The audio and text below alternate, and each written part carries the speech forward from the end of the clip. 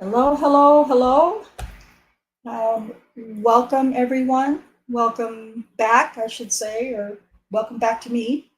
Um, we are on episode 21 of Inside the Wrongful Conviction of Daniel Holtzclaw, and we are still talking about Tabitha Barnes. I know we've had 4 episodes of uh, Bates investigates, breaking down her accusations for us because it's been really tough trying to get through all of hers. And it's, I always say that, but there's so much about her case that it was so difficult that even, Brian Bates even had to do an extra episode to try to get through all of her accusations. And so that's the last 4 episodes have been strictly about her accusations and the craziness of it, and then Brian Bates breaking it down a little at a time. So hopefully the last episode that we premiered last Friday, hopefully that kind of tied some loose ends together for everyone so that we can, get to the transcripts part, which is where we're at tonight. We're going to start reading the preliminary transcripts, and I spent some time on the preliminary transcripts. We're going to read Terry Williams' transcript first. It's the way it goes in the trial. He testifies first, and then she does. So I just feel like we really need to focus on every witness in Tabitha's case to try as much as possible to make her case make as much sense as we can. So that's where we're at. We're going to do the preliminary tonight. Terry Williams, who was Tabitha's boyfriend, associate, as she calls him, associate boyfriend, I think is what she refers to him as. And we're going to read his part first, and then we will get into Tabitha's. And that's pretty much what we're going to be doing tonight. So let me welcome my panel back as well. And Cherie, how are we doing tonight? I'm doing pretty well. Hi, everybody, and welcome to Inside the Wrongful Conviction of Daniel Holtzclaw. Thank you. And Kay, how are you doing tonight? Hey, I'm good. Good. Just waiting for some more weather to come in.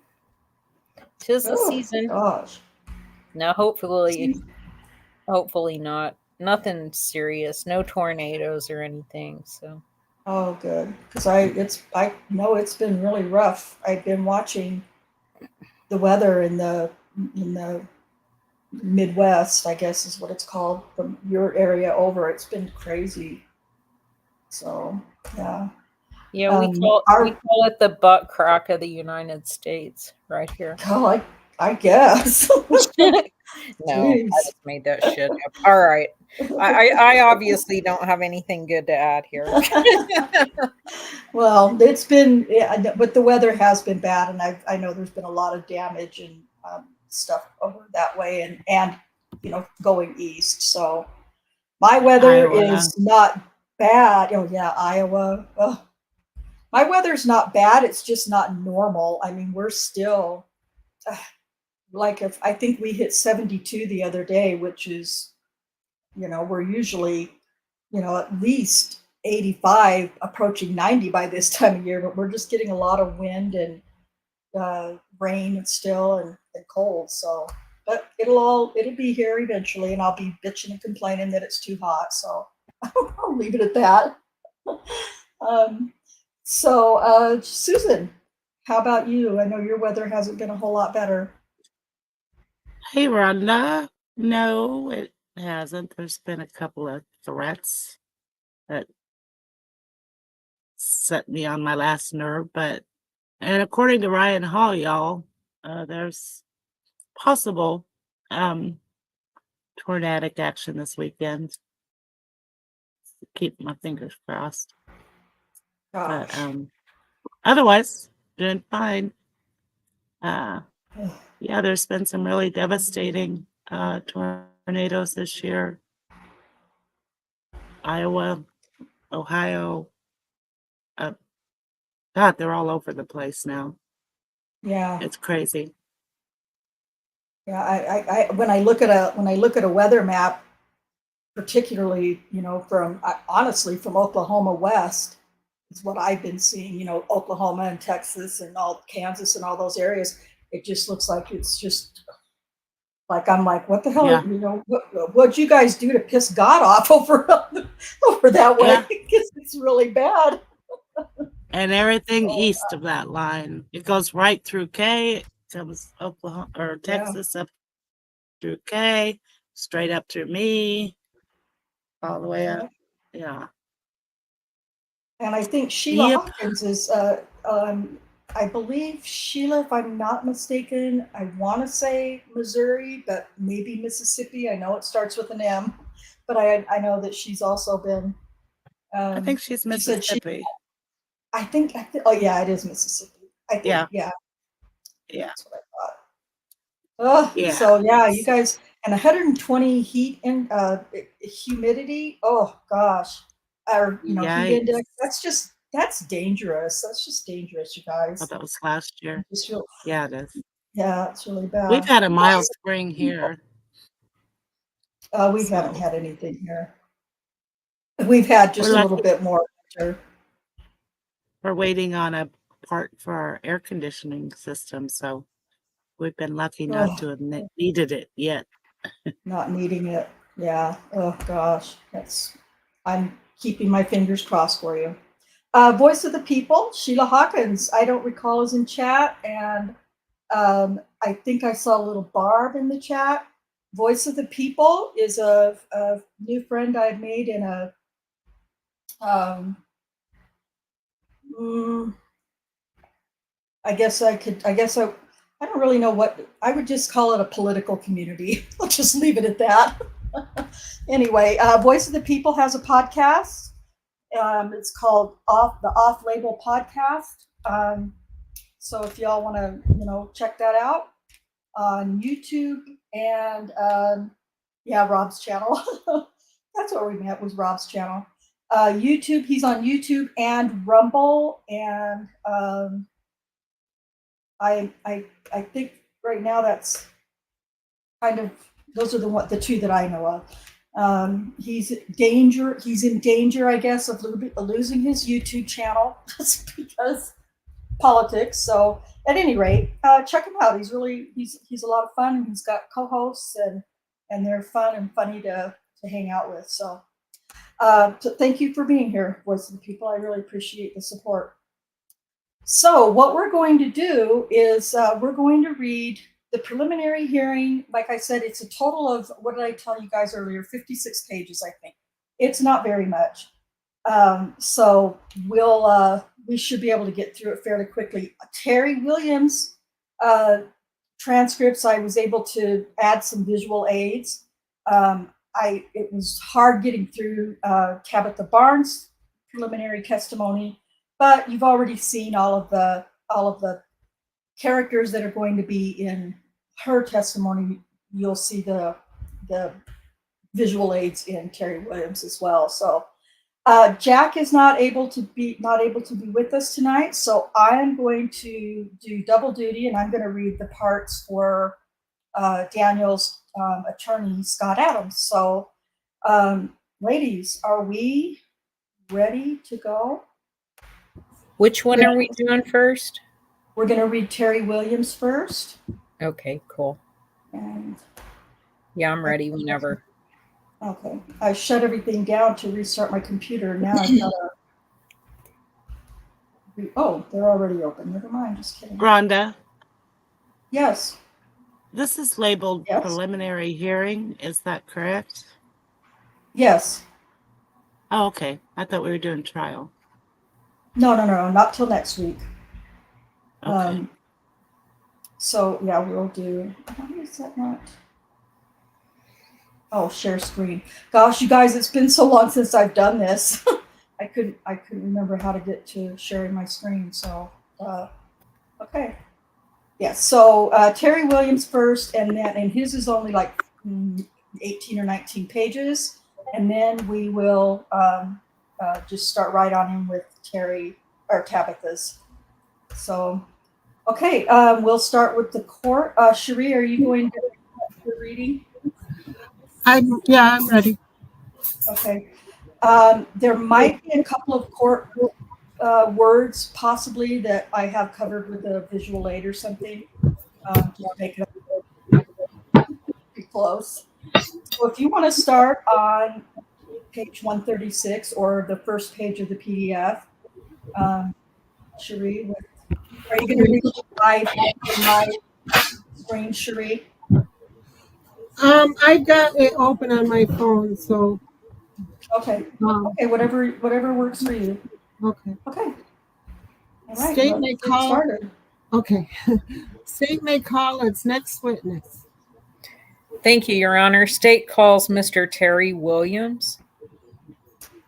Just step right up here. Sir, would you step up over here by the bench just for a moment? Please, sir. Right here will be fine.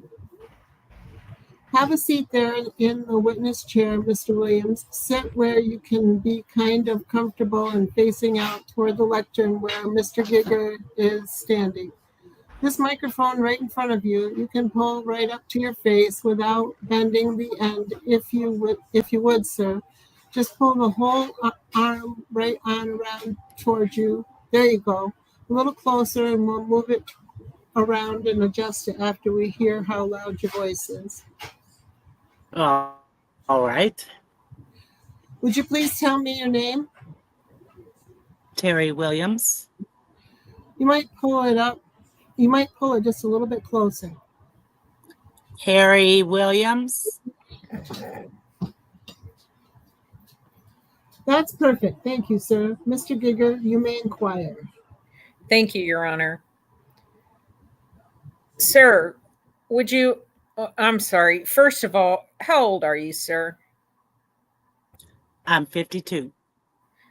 Do you know an individual by the name of Tabitha Barnes?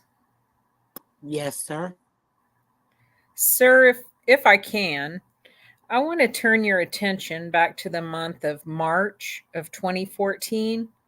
Were you in a relationship with Miss Barnes back then? Yes, sir. And did she have a residence here on the northeast side of Oklahoma City? Yes, sir. Do you remember that address? I think it's 15. I mean, no, I can't. 15. Well, let me ask it this way, sir. Was it on the corner of Jordan and 15th? Yeah, yes, sir. Judge, I think I'm going to approach. May I approach, please? You may. Sir, I'm just going to go ahead and mark this and let you identify it. I'm going to hand you State's Exhibit number 1. Is that a photograph of that house, sir? Yes, sir. And for a time, were you maybe not living there, but staying there from time to time? Spending the night there, those types of things? Yeah, occasionally, just like a date, Okay. like on the weekend or something. Okay. So there were some days you were there, some days you weren't. Is that fair? Yes, sir. Is that an accurate picture? Just the way the house appeared back around that time frame? Yes, sir. Offer States 1, Your Honor. No objection, Your Honor. States 1 is admitted without objection. Sir, if I can, I want to turn your attention just to the 25th day of March, 2014. And I believe you said it was during that period of time that you actually were in a relationship with Miss Barnes. Is that right?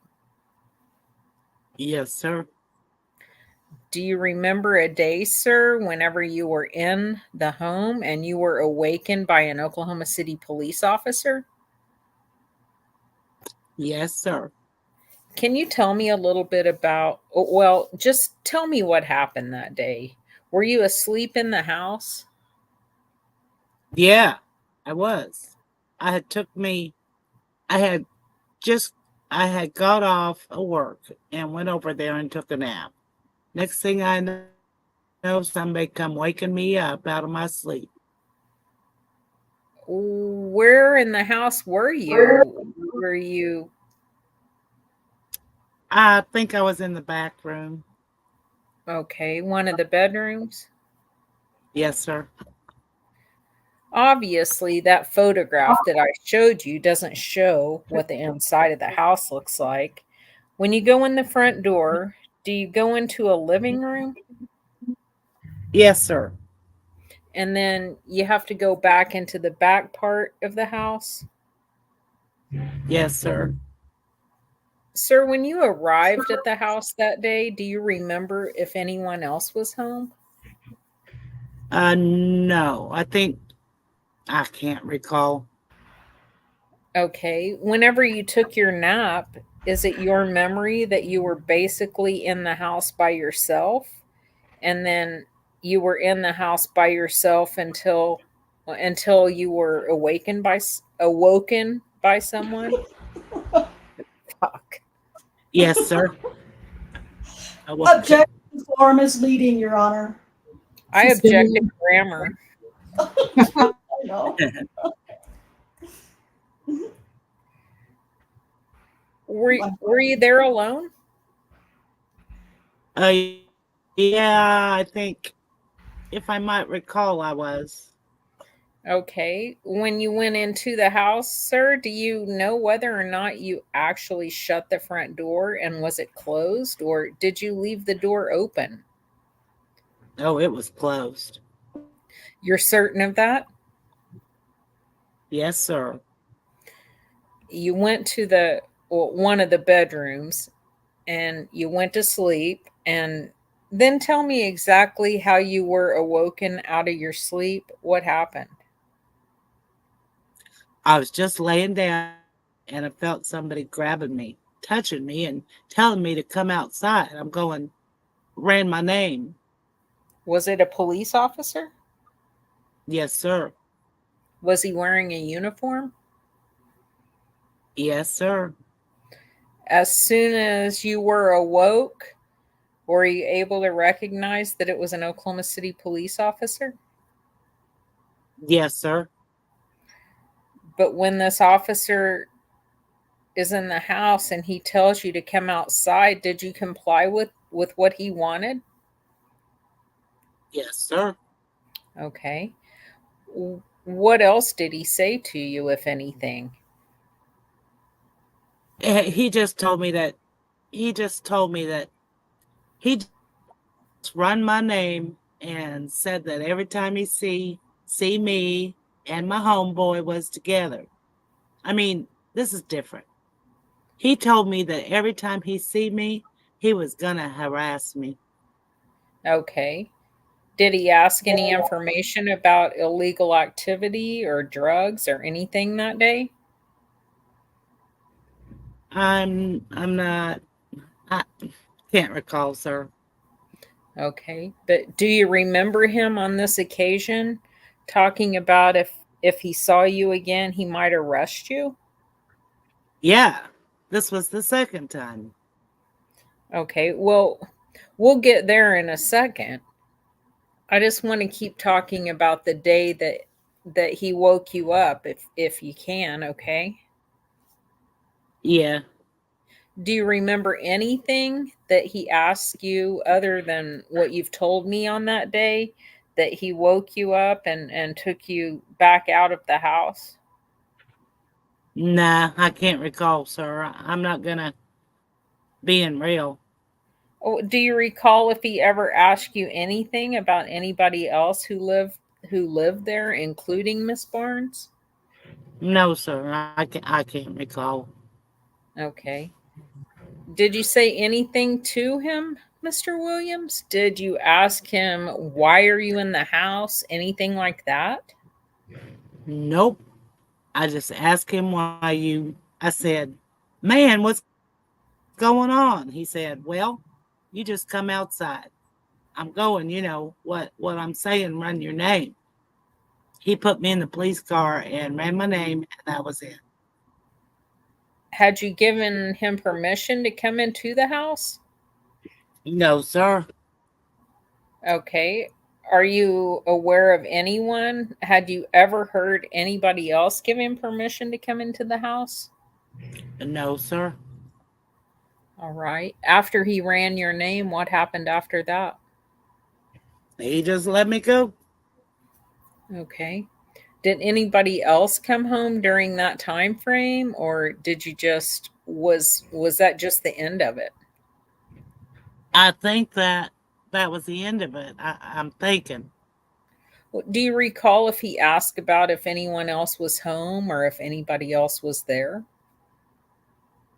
No, sir, I can't recall. Sir, do you know if that house is in Oklahoma County? Oklahoma City. You know it's in Oklahoma City? Yes. Yes, sir. Okay. The police officer that woke you up that day, do you recognize him as being anyone in the courtroom today? Do you see him in the courtroom? Yes, sir. Okay. Can you tell me where he's sitting and what he's wearing, please? He's sitting right there with the pad and pencil with the suit on with the tie. That's all. There is three men at this table. There is one that's closer to me, one closer to the judge, and one is in the middle. To the judge. Let me hear this whole question before you answer it. Oh, I'm sorry. That's okay. So that will help me understand what you're trying to say. Okay. I think he anticipated your question. Is he closer to me or closer to the judge or in the middle? Closer to the judge. Ask the record reflect the identification of the defendant, Your Honor, please. That's interesting. Oh, sorry. I thought he was always sitting in the middle, but I guess not at this. That's weird. Record will reflect that the witness has pointed out Daniel K. Holtzclaw as the man who entered the home in which he was located on March 25th, 2014. Sir, do you remember talking about this incident when a police detective came and asked you some questions about it? Do you remember that? Yes, sir. Do you remember that detective's name? No, sir. Man or a woman? It was a man. Okay. Back then, did you give him some details about what you could remember about what happened that day? Yes, sir. Was your memory better then whenever you were talking to that police officer? A little bit. A little bit? Yeah. Okay. Pass the witness, Your Honor. Cross-examine. Mr. Williams, I believe you testified on direct examination that this event where you were woken up by the Oklahoma City police officer happened in March of 14. Yeah, I guess so, if that's the date. I'm just asking you, do you recall? Yes, sir. And would it be a fair statement to say that you didn't ever approach any police officers and tell them about this? No, sir. Actually, a detective came to see you, and that's when you told them about this, correct? Yes, sir. And would that have been in August of 2014? Is that correct? Correct. Is that correct? Yes, sir.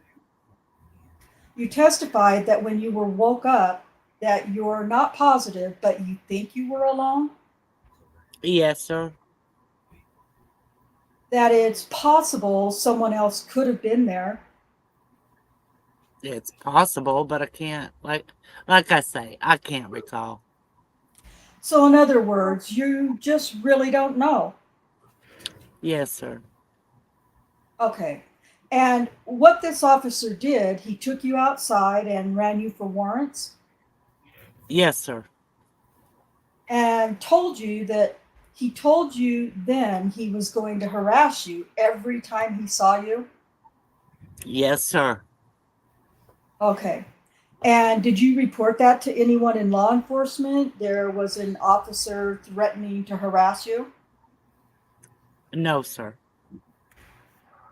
Okay, but you'd agree with me that in March of 2014, your girlfriend was Tabitha Barnes? Yes, sir. Okay. And that's the house we're talking about where you were staying? Yes, sir. And you'd agree with me that at no time did you ever see Officer Holtzclaw do anything inappropriate to Tabitha? No, sir. And you'd also agree with me that during the entire time that you were dating Tabitha and living in her house, she never told you that Officer Holtzclaw did anything sexually inappropriate to her? Yeah, she did. Okay. Do you recall being interviewed by the detective in August of 2014? Yes, sir. Did you tell that detective that Tabitha had disclosed to you that anything inappropriate sexually had happened between Officer Holtzclaw and herself? Yes, sir. And what did you tell them? Well, I told him she told me that he had touched her appropriately, made her raise her shirt up or something like that. Okay. And whenever she told you that, did you report that to anyone in law enforcement? No, sir. Would you agree with me that Tabitha was telling you that she was being harassed by a Oklahoma City police officer? Yes, sir. And that's the only time you can ever recall what Officer Holtzclaw ever entering Tabitha's house, correct? What, sir? Yes, sir. Now, do you have some felony convictions? Yes, sir. Are you actually a registered sex offender? Yes, sir. And whenever you were living with Tabitha, did she also have children there in the home? Yeah. On my case, it wasn't about no raping no kids. My PO said that I can be around kids. No, sir, that's not the question. Oh, okay. The question is, were there children in the home? Yes, sir.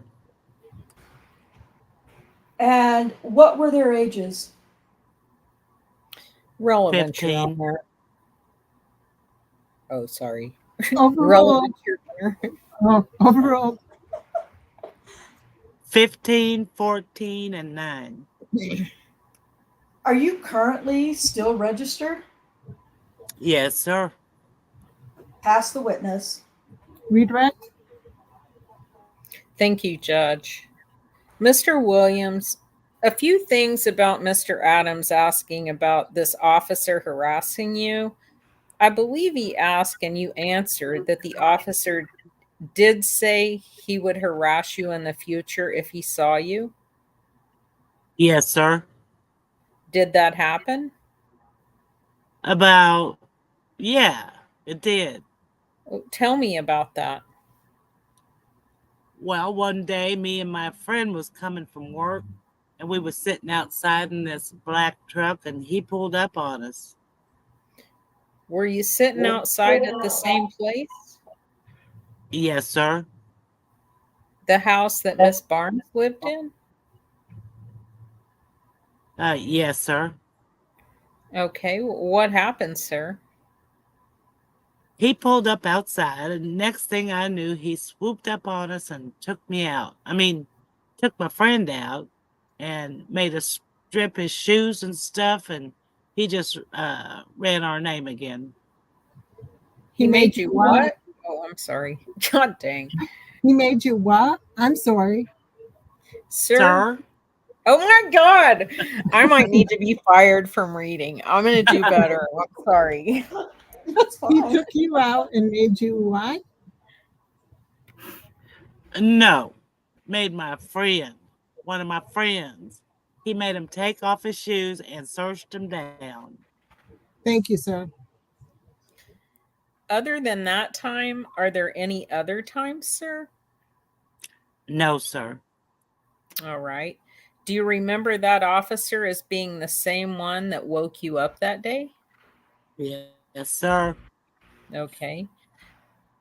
Did you remember what he had said that day, too, about harassing you every time he saw you? Yes, sir. Counsel had asked about whether or not, if anyone else was home on that day that the officer woke you up. Do you remember him asking you that? Yes, sir. Sir, when he woke you up, you said he took you outside. Did you go back through the house and out the front door to go outside? Yes, sir. When you walked through the house back outside, was there anyone else inside the house? Not as I know. I can't recollect. Okay. You don't remember seeing anyone? No, sir. Okay. Whenever you were standing outside talking with him, did anyone come out of the house or interact with you to say, hey, it's okay, I'll let him in? Anything like that happen? No, sir. All right. Counsel also asked about whether or not Miss Barnes had told you about this, about the officer doing inappropriate things with her. Do you remember him asking you those questions? Yeah. And sir, when you talked to Detective Gregory, did you tell him, in fact, that there were a few, well, for example, did you tell him that Tabitha had called you and said this officer had bothered her on 2 or 3 times? Do you remember her doing that? Yes, sir. Do you remember asking Miss Barnes anything about why she should report it to the police or if she should report it to the police? Did you have a conversation with her about that? No, sir.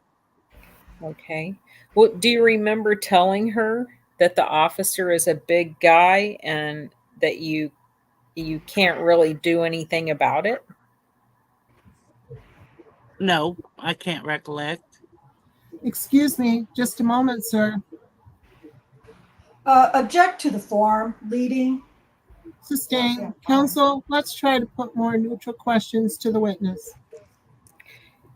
Do you remember if counsel used the word harassing? Do you remember if Miss Barnes used that word when she was describing this police officer? Did she tell you he was harassing you? Yes, sir. Okay.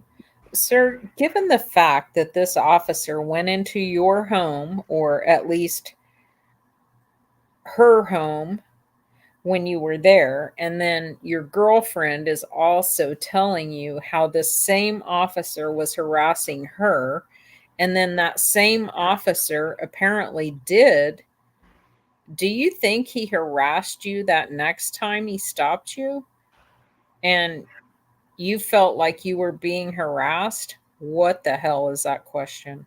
Jeez. Yes, sir. Yes, sir. Well, why didn't you call the police? I'm not no police caller.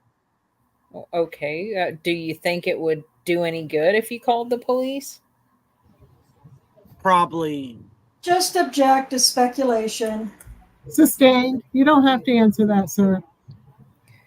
Okay. Other than the fact that that you're not a police caller, were there any other reasons that kept you from doing that?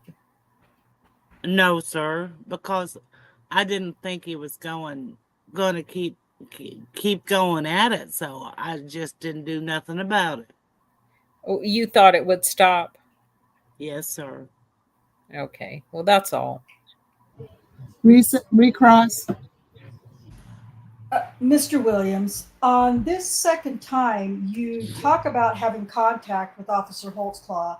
This was after the March incident, correct? Yeah, yes, sir. And after the March incident, there were, what the hell? Okay, sorry. Uh, and we already know that allegedly Officer Holtzclaw ran you in the system, correct? Yes, sir. So he knew that you were a registered sex offender Yes, sir. and that you had some other felony convictions. Yes, sir. And this time that you talk about him getting you and your friend out of the truck, this is a time you're sitting out in the truck drinking, correct? We weren't drinking. Okay. Do you recall telling the detective in this case in August of 2014 that you were out front drinking? No, I can't recall. But you consider it harassment for a police officer to question a known registered sex offender here in Oklahoma City? Yeah. Okay, pass the witness. Mr. Williams, that is all the questions we have, sir. You can push that microphone forward where it's out of your way and step down.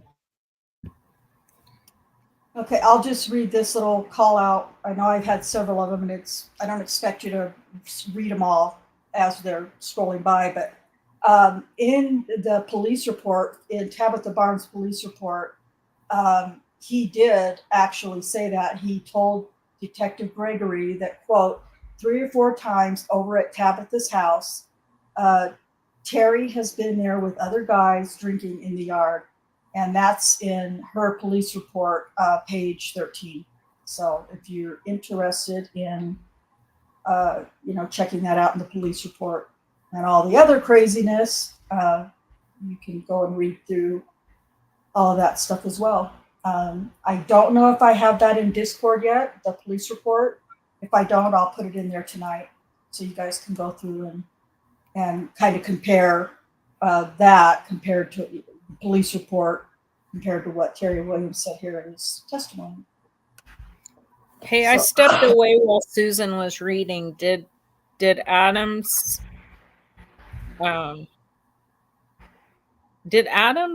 point out the fact that he was asleep in one of the kids' bedrooms? No, he didn't, but I think it's going to. I know that it gets. I don't know if it gets said in Tabitha's testimony, but I do have a call out for it, Okay. mentioning that Gregory, neglects to say that it was in the police report. Yeah, and Geiger kept saying, oh, one of the bedrooms, Yeah. One of the Then bedrooms. he walked all the way to the back of the house. Like, this is a little cracker box house. Like, Yeah, it's very tiny. in the back part of the house. I was going to put the pictures because I have pictures of from Zillow. I think it's from Zillow, of what the inside of the house looks like, empty. And I was going to put those in too. And I just thought, man, it's small. The 2 bedrooms that it has are very, very tiny. And of course, the kitchen and the living room, and that's all it is, and 1 bathroom, very tiny.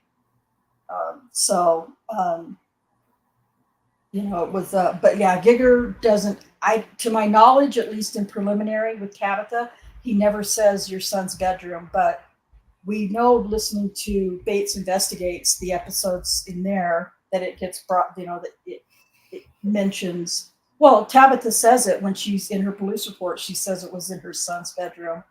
So, but yeah, Giger, he's just trying to make everything look so innocent. That's weird. I mean, if that's his girlfriend, why isn't he sleeping in her bed? That's weird. Yeah. Yeah. And because he's a registered sex offender, and a long time ago, Kay actually FOIA'd the Terry Williams record, and he is a registered sex offender. And we can't find it. I can't find where I put it after I downloaded it, and Kay wasn't able to get her hands on it either. But he's a registered sex offender, and I'm not saying that there's one level or one type is better than another, but it had nothing to do with children. It had to do with a sexual assault or rape of a female girlfriend or ex-girlfriend or something. But still, a registered sex offender is, it is what it is, I guess. So, sorry. And I just want to say hello to T1, who's popped into the chat. He says he's just listening while he makes something to eat. So, hey, we'll take you for as long as we can have you. So welcome, and hope to see you again. T1, it's great to have you back. Okay, so we'll go ahead and read through Tabitha's preliminary testimony. You guys know me, I always start these projects and I never quite finish them. But there are some visual aids and some highlights that I, if I've highlighted it, it's because it's something that, we've heard a different,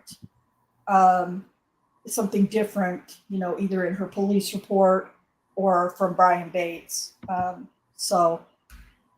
then, although this doesn't have much, this first page is kind of talking.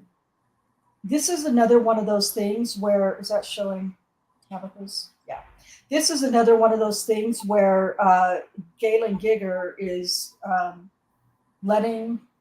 he's just letting the court know that he's going to be adding more charges after they get through this testimony. And that's kind of what this first page is going to be talking about an amendment or something. And he calls it a matter of housekeeping, which just kind of pisses me off. And I want to say before we start reading, hello to Justine. Welcome, Justine. It's great to have you here.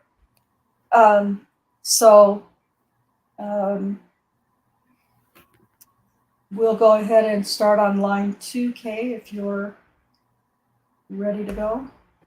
He may, Your Honor.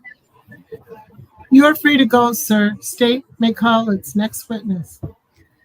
I will, Your Honor. State will call Tabitha Barnes. As a matter of housekeeping, Your Honor, that was in regards to count 3. I might make an amendment to count 3. Would you like to do that before this witness or after? I think after, Judge. All right. I think it might be relevant for you to hear the other testimony before you consider that request. Right around over here, ma'am. Could you step over here by the bench just for a moment, ma'am? Right here is fine.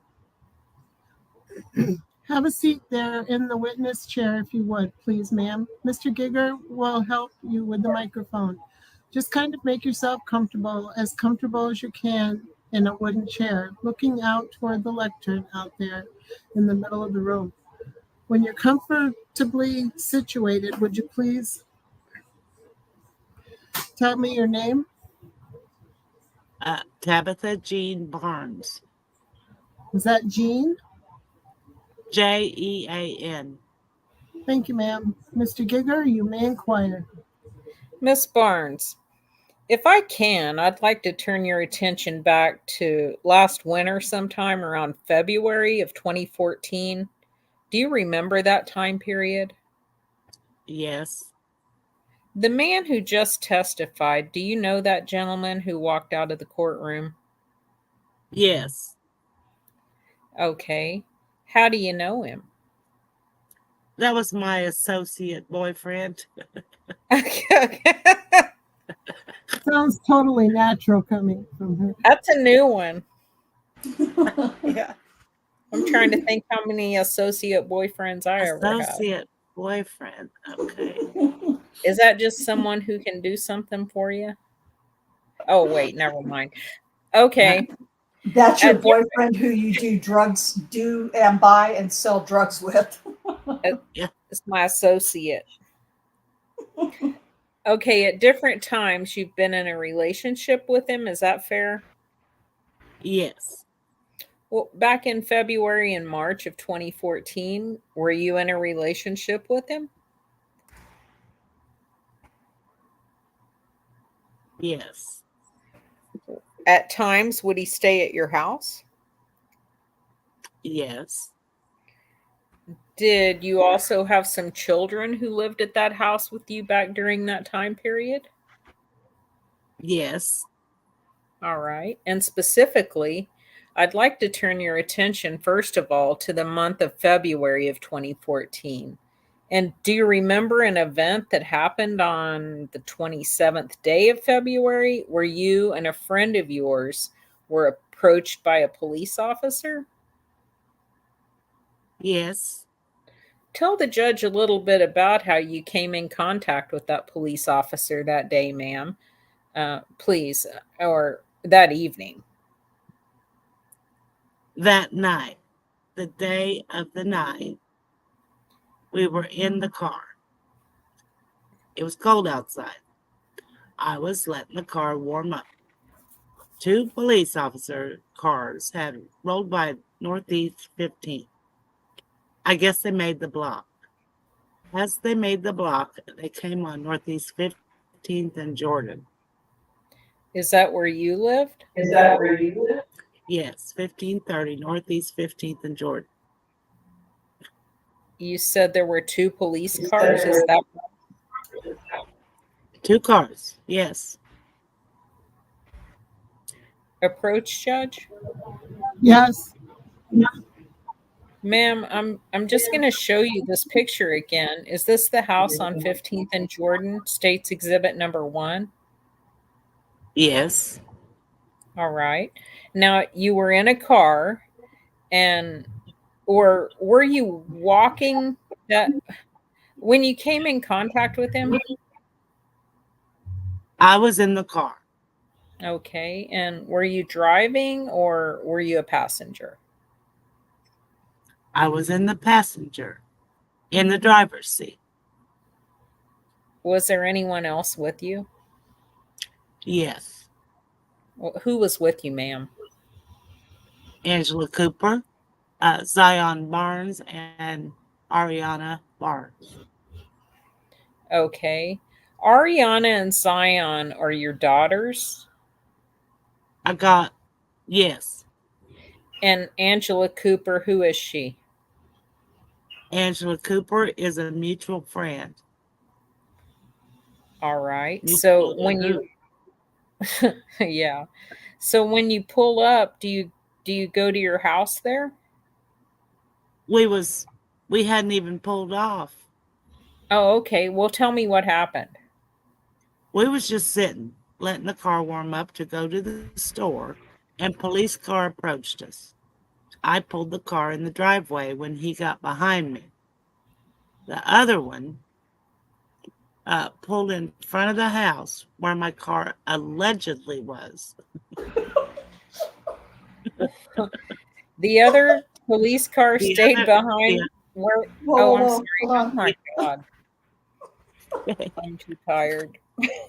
the other police car stayed behind where it was. When I looked out the rearview mirror, pulled in the driveway, and they told us to come here. Did the officers get out of their car? Did they approach you? Yes, One officer or two officers? two. Okay. When they approached, what did they say? What did they tell you to do? To get out the car. And we done that.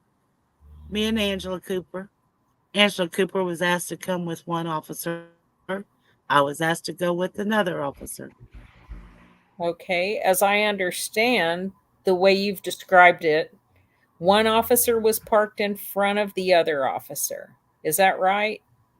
There were they were kind of one in front of the other. Yes.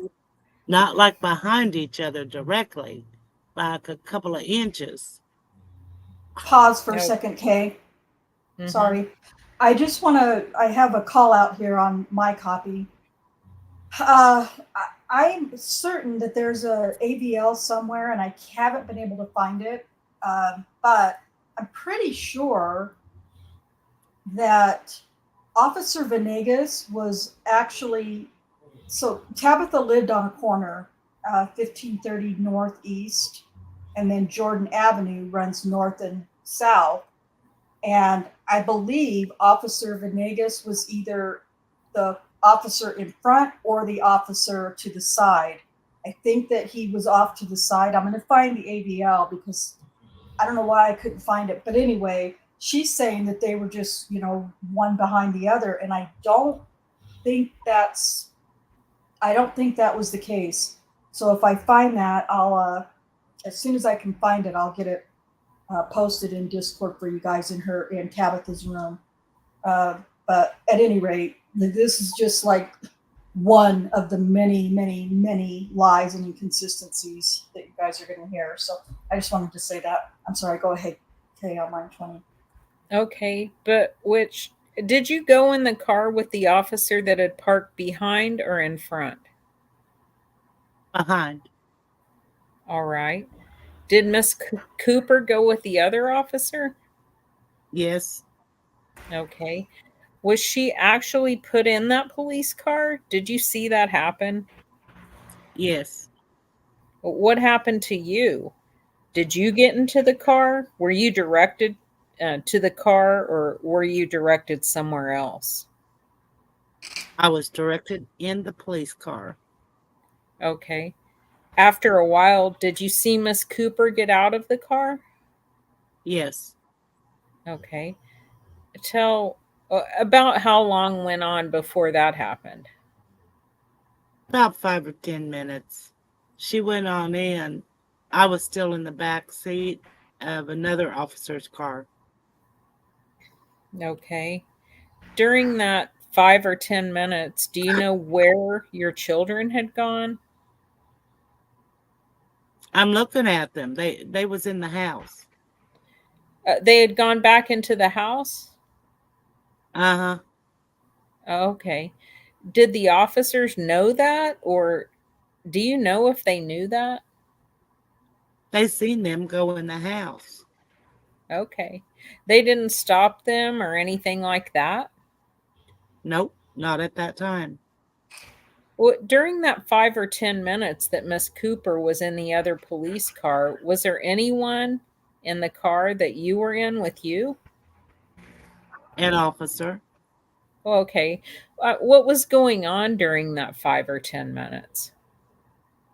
At the beginning, he was running my name, and I admitted to him that I had Oklahoma City tickets. Ma'am, you'd been run by police before, fair enough? Plenty of times. Okay. Kind of knew the routine. Yes. Okay. Anything else happened during that first 5 or 10 minutes while Miss Cooper was still in the car other than him running your name? No. Okay. Well, at some point, did you see Miss Cooper get out of that car? Yes. Where'd she go? Inside my house. Okay, but did that other police, what did that other police officer do? He drove off. Okay. So now, is it just you and the other officer outside and everyone else is in your house? Yeah. What time of day is it? It's nighttime. Could have been about 11:30, almost 12. Okay. Why were you going to the store so late with your kids? because it's at 12 o'clock, your food stamps roll over. And we was going to see if they was on there to get ice cream. So you had to wait until midnight for the date to change so that your food stamps would be good. Yeah. Okay. Well, after Miss Cooper goes into the house and the other officer drives off, what happens in the police car? What's going on with you and the other officer? He's talking about my warrants. Like, yeah, I know I got them. He asked me, did I have drugs on me? Like, no, I don't have drugs on me. At the time, I just had like a t-shirt on or something. He told me I wasn't going to go to jail. He spoke to me and told me I wasn't going to jail. Did I have any drugs under my shirt? And I said no. And he asked, could he see? So I lifted my shirt up and let him see. Okay. Why did you do that? Because I knew if I didn't, I was going to jail. Okay. Well, tell me how you knew that. Help me understand why your brain went to do that. How my brain went to do that, because I have been in the streets a very long time and I know things. It naturally comes. First of all, when you're getting, if they're going to search you, a woman, you should be there to search you. Search you. A woman should be there to search you. Why would a man be asking what's under my shirt? And could he see what's under my shirt? No, okay. Well, let me stop you there for a second. He You told me a little while ago that had contact with police many, many times. Is that right? Yes. And if I was to be searched, they call a backup officer, which is a female. And she put her gloves on and she searched me. I used to sell drugs. Ma'am, let's try to answer just one question, just the question he's asking. So I know it. Okay. On this night, did you say something about, hey, why don't you get a female then, or something like that? No, I didn't. You just went ahead and pulled your shirt up? Yes. And the reason you told me for that is you knew if you didn't, you were going to go to jail. Let's Yes. remember. Sorry, are you reading off my screen? I'm sorry, Susan. Yes. Let's remember that she says in her recorded interview with Rocky Gregory, Tabitha Barnes tells him that she told the officer, you know, why aren't you getting a female? A female is supposed to, do this. But we also if we go back to episode 11 or 12 of Bates Investigates, Brian Bates explains why it was very rare to actually have a female officer come to search a female suspect. And he kind of talks about the what's it called, clasp and shake, and that's one of the reasons that Oklahoma City officers would have the female suspect perform the clasp and shake, so that they didn't have to, touch them on their upper body if they had a bra on or something to that effect. But she said that she told the officer, how come you don't ever get a female or something to that effect? And because Rocky Gregory asks her, well, what did he say to you when you asked him that? And she said something like, it's been a while, but I believe she said something like, he didn't make no comment on it or something to that effect. But at any rate, So that's kind of just where I wanted to remind you about her whole thing about asking the female officer to come and check. So that may have been the way it was when she was actively prostituting or actively on the streets selling drugs, but it just didn't. From according to what Brian Bates has told us, it wasn't always feasible. In fact, it was very uncommon to actually be able to have a female officer to come and perform a search on a female. Okay, sorry, done. Go ahead. It was something I was about going it. to jail. Oh, it was something about it that told that to you? Yeah, because he kept telling me, you got these warrants, you got these warrants. When are you going to take care of them? You're in the back seat when you do this? Yes. Where's he? He's got the door open and he's standing over the door. And I'm in the back seat of the police car. Okay. Are your feet inside the car or are your feet outside the car? In the inside. So he's standing beside you with the door open? Yeah, inside the door, the back door. Okay. So, like, if a back door open, he's just right there. just standing there. So if Detective Gregory was in the car, I don't know which side it on, but basically standing right here beside you, you're in the car, he's standing outside it like I am right here. Why is he saying Detective Gregory? Because he's an idiot. He's standing next to Gregory, maybe? No, he's talking about Daniel doing this. I don't know why he said Gregory. He's trying to demonstrate what she's trying to say. Yeah, I think so. I know Rocky was sitting on the end of the prosecution table, but this is how, listen, those of you who are watching, those of you who are new or unfamiliar or just getting reacquainted with this case and the players in it, Galen Giger is an idiot. Rocky Gregory is a even bigger idiot. So it's really hard for these guys to read these transcripts because Galen Giger doesn't know how to speak, and he's constantly trying to lead the witnesses or the accusers into a certain direction and making sure that they, say everything just the way he wants them to. So he doesn't speak clearly at all. So this is why it gets confusing when they're trying to read these transcripts. And it also doesn't help when there's very little to no punctuation in the transcripts. That also makes it very difficult to read.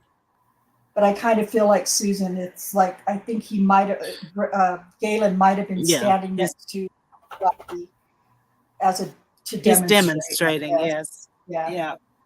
Doesn't the court reporter usually say that in parentheses, demonstrating? Indicating or something like that. Yeah. Okay. And I also, that reminds me, I wanted to look and see and I forgot, but I don't know if this was Kristen Taylor that was doing the preliminary transcripts either. It's Pamela Gould, to the best of my memory. Okay, so it is a different, she's, not that Kristen Taylor was great, but this lady's even worse, so makes it really hard for us to try to get through these transcripts and make any sense of it, because if the court reporter doesn't do well at transcribing, it's very difficult to read the transcript itself. So I appreciate you guys working to get through this. Okay, sorry. Are we on 25? Yes. Okay, so you pulled your shirt up, and then what happened at that point? He looked at my breasts. Okay, did he touch you? He asked me, was anything under there? And I said, no. He lifted my breasts up, and I looked, and he said, I'm going to let you get out and go in with your kids. All right. Now, you said he lifted your breasts up, both hands, and you're doing a motion. He he put both of his hands on your breasts and Lifted them up. I had no bra on. okay, Okay, skin to skin. hold. Sorry. Again, think back to the recorded interview with Rocky and Tabitha, and she said that she had a bra on. This whole bra thing too, you guys, is going to get very confusing. She But had a bra. She didn't have says, a bra. She had a yep, bra. She had didn't have a one. bra. Nope, I didn't have one that time. Yes, I have. But I remember distinctly in the recorded interview, Rocky asking her about, you did have a bra? No, I didn't have a bra on the second time. I did on the first time, but I didn't have one on the second time. That's what she says in the recorded interview. Again, if you She's want to go trying back to and remember listen, her might lies. help. Yes, she can't remember her lies. So Yeah. anyway, Yeah. I apologize again, but I just want to point that out as well. Okay, I'm sorry. Carry on. Okay, skin to All right. skin. Skin to skin. Skin of his hands to your breast. He didn't touch me. He never touched me. He didn't touch me. Well, there's that. Yeah, well, that definitely comes later. Yes. Okay, and after you did that, there weren't any drugs, I'm assuming. No. Okay. Did he just say, okay, go back in then? Okay. Go back inside with your kids. All right. That was the end of that day? Yes. Ma'am, do you know if you told anyone about what had happened whenever you went back inside? Yes, I did.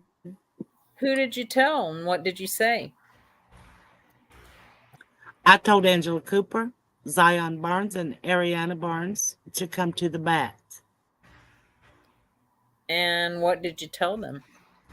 When I walked in the house, they was like, what happened? And I told them that I had to show him my body to get out of the police car so I wouldn't go to jail. How did they react to that? For real, they was shocked. It's like, do y'all believe me? I said, yes. How come you didn't call the police, ma'am? How come I didn't call the police? I didn't. I wanted to. It just go away. I wanted it to just go away. I wanted it to go away. Ma'am, after that event in February of 2007, oh, excuse me, in February of 2014, did this officer have the occasion? Did you come in contact with him again at your house? Yes, sir. Okay. The man that you told me a few moments ago testified as a boyfriend of yours. Do you remember something happening a day that he was there? Yes. Yes. Okay. If I turn your attention to the 25th day of March of 2014, about a month after the first contact, did something happen with the same officer on that day whenever Mr. Williams was around? Yes. Tell the judge about that day. Where had you been and how did you come up on that situation? I wasn't even home at that time. I pulled up to the incident. I pulled on. He was in the front of the driveway with his car. Okay. Who is he? The officer. The officer was same? Okay. Same officer. Lights. Lights was on. He was in front of the driveway. I pulled on the side of the house. May I approach again, Judge? Yes, sir. And so, if I understand right, in this photograph, there is a red chair that appears to be in the driveway of your house. Sorry, a red car That right? that appears to be in the driveway of Yes. your house. Is that where Hmm. his car was that day? No. Okay. Where was his car? By the trash can. Down further toward the street?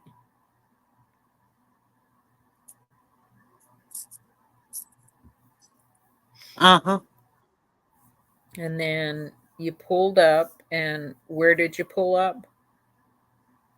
On the side of the house. On the Jordan side of the street? Yes. All right.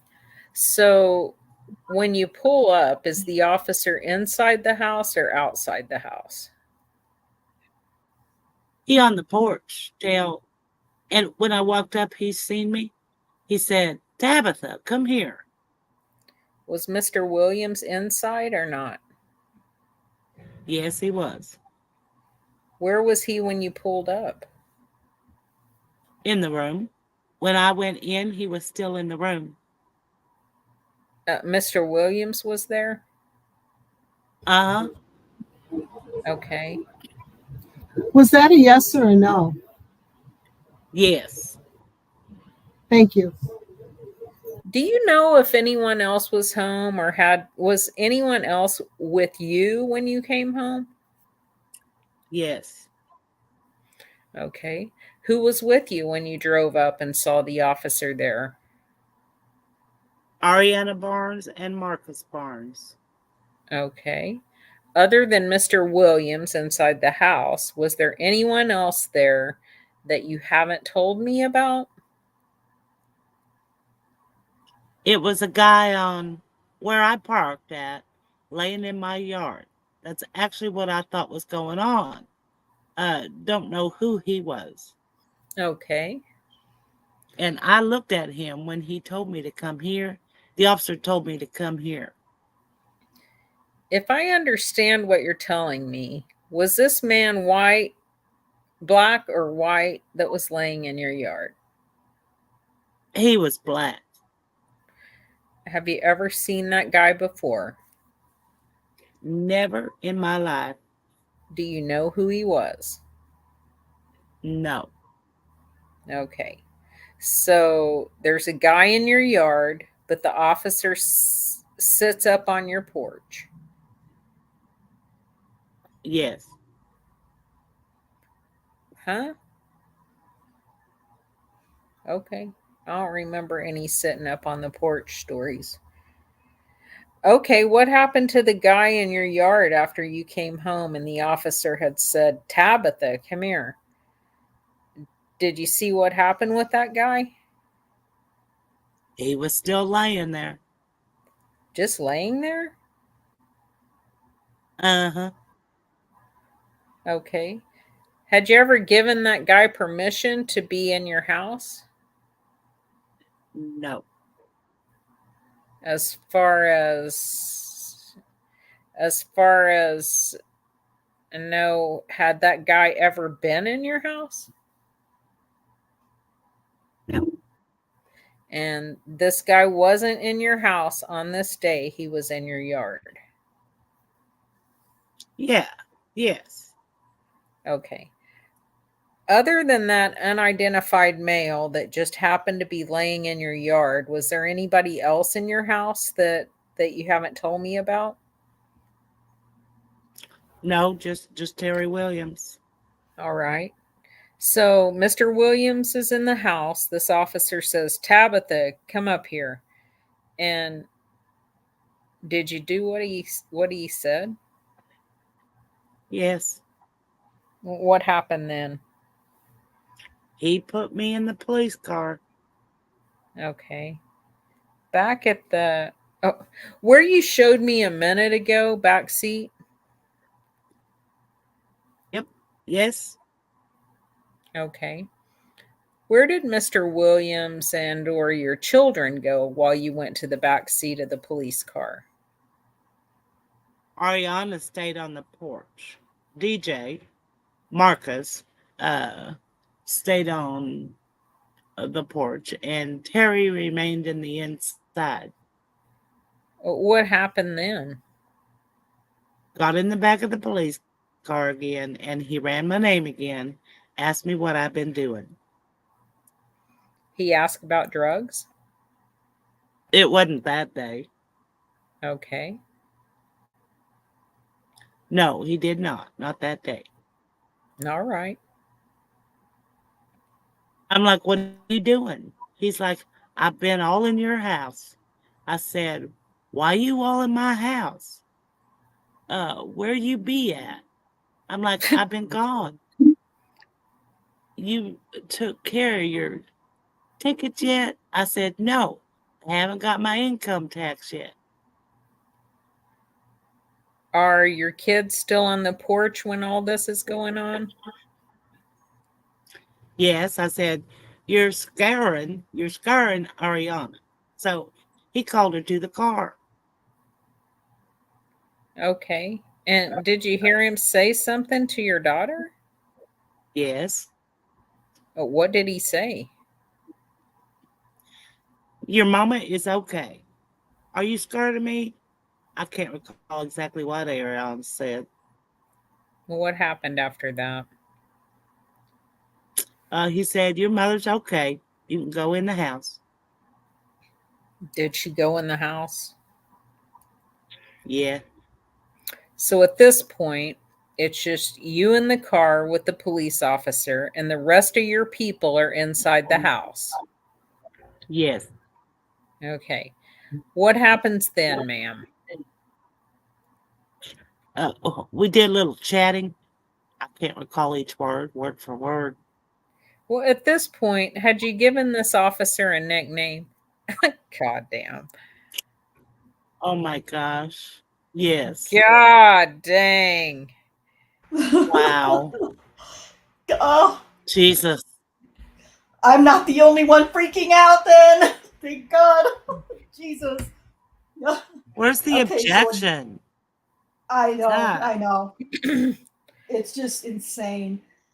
Oh my gosh. So, for those of you who are watching who are familiar, you will remember that Tabitha Barnes never referred to Officer Daniel Holtzclaw as Spike. Never. Not one time. Rocky Gregory does. Rocky Gregory puts the word Spike in every time after a certain point in the police report. He stops using Officer Holtzclaw or Daniel Holtzclaw or Holtzclaw and uses the word Spike. And I think Brian Bates counted the number of times that Rocky Gregory put the name Spike in the police report as, referring to what Tabitha calls him, and then what he kind of just starts calling him too in the report. I think Brian Bates counted at least 15 times, if I'm not mistaken. Yet Tabitha Barnes never one time ever referred to Daniel, Officer Holtzclaw, as Spike. Not in her recorded interview that we have, and not anywhere in the police report other than where Rocky Gregory puts it in. So for fucking Galen Gigger to do this just pissed me off because it's not part of the police report or the recorded interview. Makes me furious. And obviously Kay and Susan as well, because it's so ridiculous. Sorry, had to vent. Carry on. Well, that's just about as leading as it could be. It really I know. And yeah. And where's Scott Adams? He must have been taking a dump or something, because he's not saying a fucking word. Not a word. Oh, What yeah. was the What was the name that you called him whenever you were talking either to your friends or someone else? How did you refer to him? We all know him by Spike Why did you call him Spike? because when he knocked on the door, he came in my house. He always took the moose and had his hair up and spikes up here at the front. Okay, sorry, Okay. I have to do one more pause. She says, I didn't realize this the first couple of times I read this transcript, but her answer is, Giger says, why did you call him Spike? And she says, because when he knocked on my door and came in my house, he always took the moose and blah, blah, blah. So she makes up this whole story about him moosing up his hair and spiking it up in the front. But according to her, the only time he ever knocked on her door was the last alleged incident, the third one on March 26th. So how could she have been how could they have always been calling him Spike if she never started calling him Spike until he knocked on her door? That makes no sense. It's just absolutely outrageous and ludicrous. And again, where's Scott Adams? It's like there's no attorney there. Like, yeah, I'd be going objection, relevance. Yeah. That got to do with the price of tea in China. Yeah, it's just, it's infuriating. Okay, I'm sorry. Go ahead. Okay, so you're in the car. And that's how we identified him. Well, you're in the car and you're talking back and forth about what? I don't even know what me and him was talking about. I was just ready to get it over with. Okay. Why do you say that? Get ready to get what over with? What I had to do to get out that police car to go in with my babies. What did you have to do, ma'am? Expose myself. How did you know you had to do that? A woman's instinct. I knew what I had to do to get out. I didn't have money to pay my tickets, and I knew that Well, go ahead. what I had to do with him to get out the car. Well, back in the February event, ma'am, you told me that he kept asking you if you had anything under your clothing or things like that. Did he have the similar type of questions on this event? Same questions. Is that why you knew what you had to do? Yes. What was he asking you? You got dope on you? No. You got dope? That's when he asked me, did I have drugs in my pants? Well, let's talk about them. As he's asking you about the dope, did you do what you did the first time with your shirt? Did you expose your breast to him again? He asked me, did I have anything under my shirt? He didn't touch me then at all. Oh, okay, but you lift your shirt up? Yes, I did. Okay. Where was he when this occurred? Was he standing beside you like that again, or was he somewhere else? Leading your honor. Same way, like he was getting ready to, when you're getting ready to let somebody out of the car, he was just standing there. Okay, so you pulled your shirt up again so that he would let you go. Yes, and my pants. Okay. Tell me about the pants. What did he ask you about the pants? Well, he pointed and he said, "You have drugs in there?" And I said, "No." Do you remember ever saying anything to him about the heat and DHS and Objection! Fucking leading! Gosh, damn, sorry. Ah, sorry. and those types of things about when he was asking you about dope? Yeah, my gas was one of the 2 times that he approached me. Okay.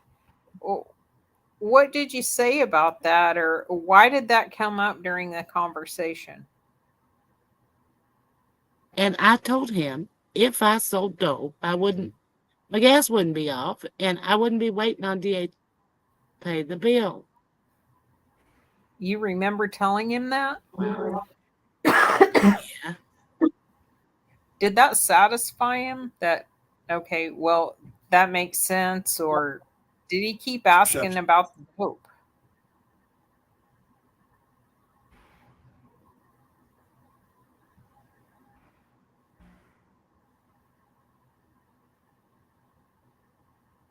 What's going on? Sorry about that. Maybe. Eddie was talking to me. Okay. Oh, okay. Oh. There was a man's voice, and I'm thinking, Jack didn't come in.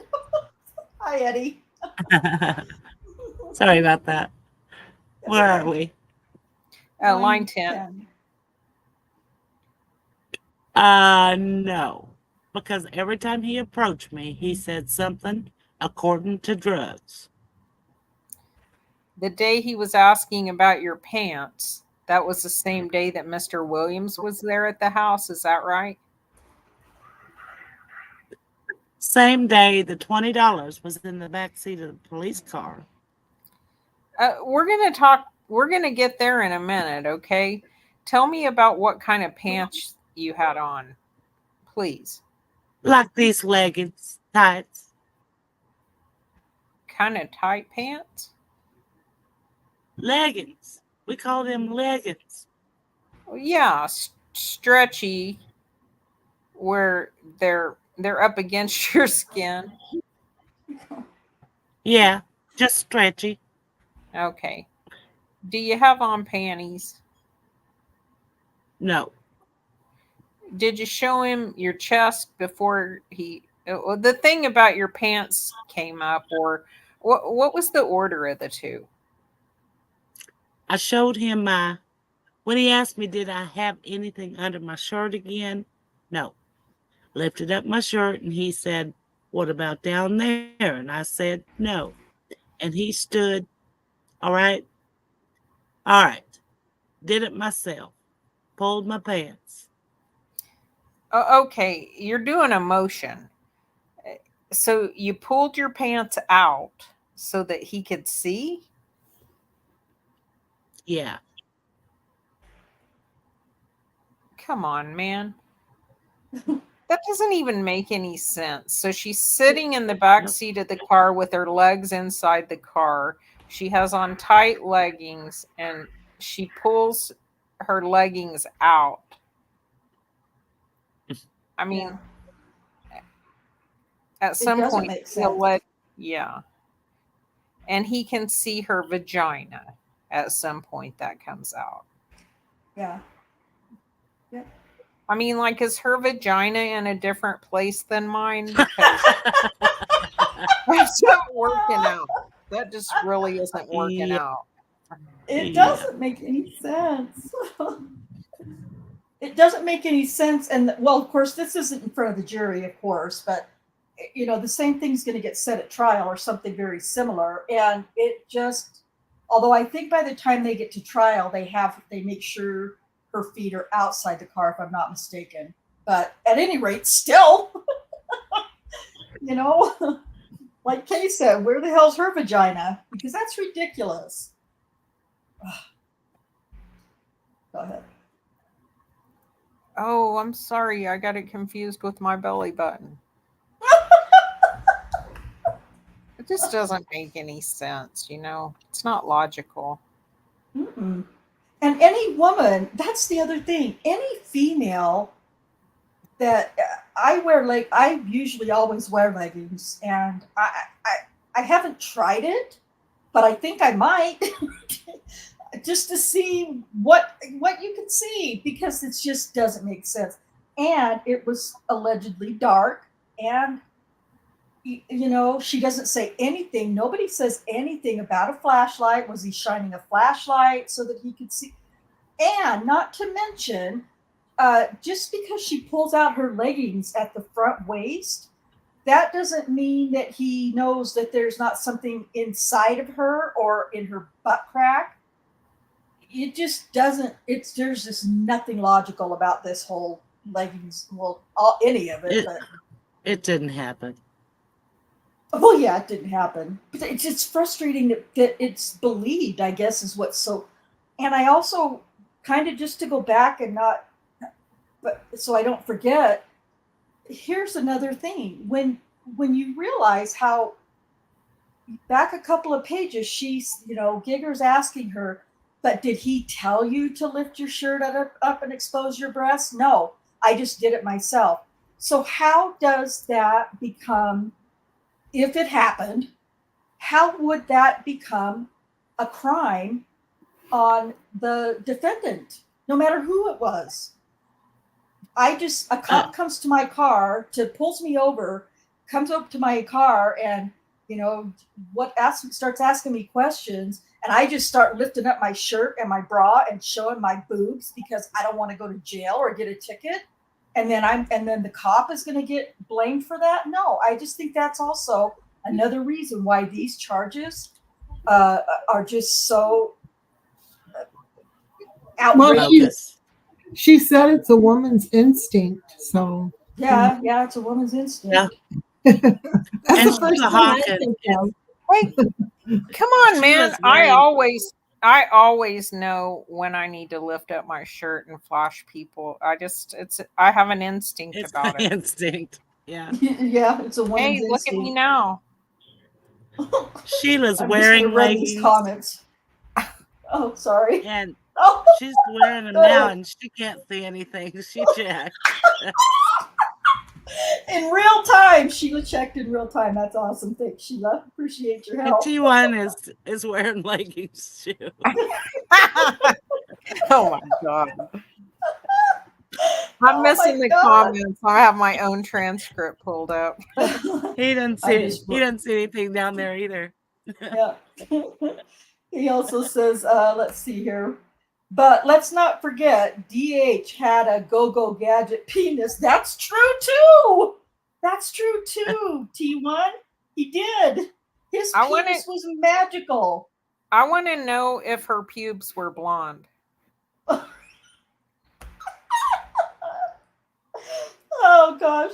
The lights, they wash out, and Yeah, they wash it out and everybody looks blonde. Do the drapes match the curtains? Oh my gosh. All right, we're off the rails here. We are. Well, sometimes you gotta just let it go. T1 says, "Don't judge me." Too late.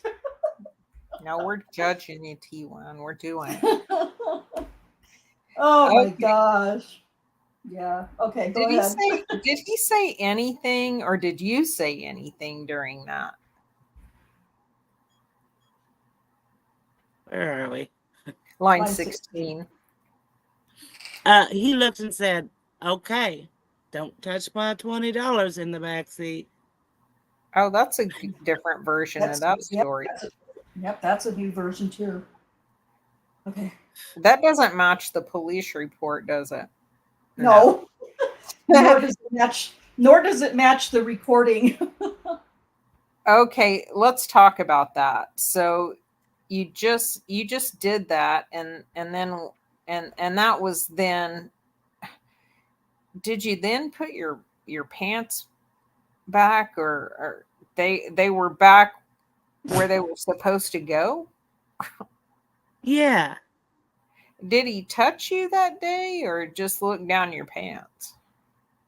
Did not touch me. Okay.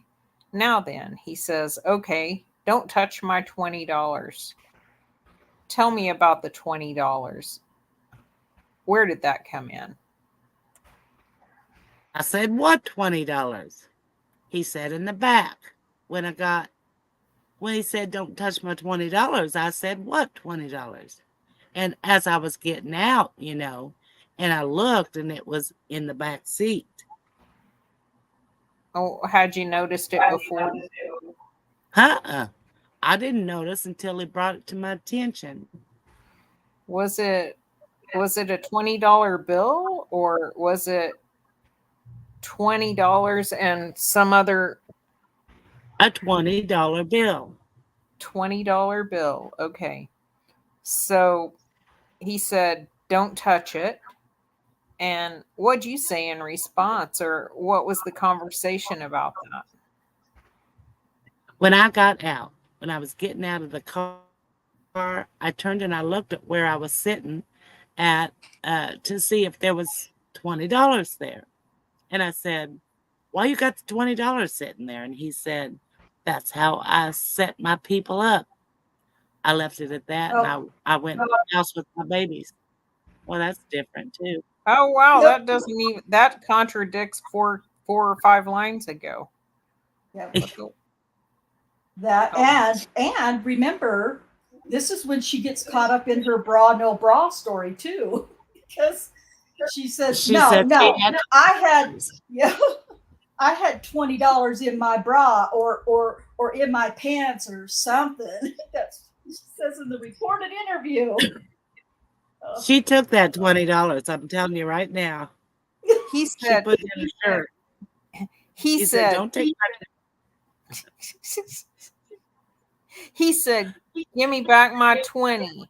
And she said, well, I had $20 too. I had it in my bra or my. Yep. You had it in your bra that you didn't have on? Okay. Yep. Right. And also, that's not the way he didn't, according to the interview, the recording, and according to the police report, what was said was she asked what 20, and he said in the reports and the interview, he said, I have my reasons, or I got my reasons, or whatever. Not that's how I set my people up. What a crock of shit this is.